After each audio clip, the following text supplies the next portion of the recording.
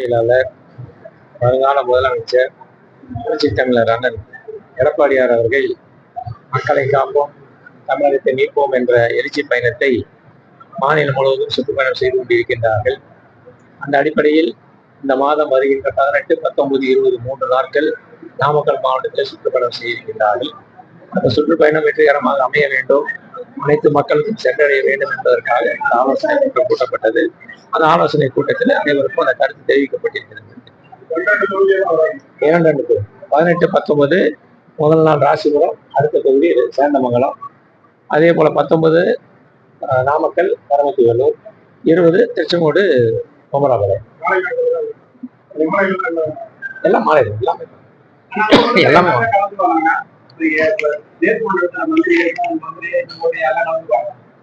அந்தந்த மாவட்டத்துக்கு இப்ப நான் திருச்சி இன்சார்ஜ்னால நான் போனேன். மற்ற அந்தந்த மாவட்டத்தில் அவங்க பார்ப்பாங்க. எதுக்கு எல்லாரும் ஒரு 5ஆம் தேதி அது எனக்கு தெரியாது.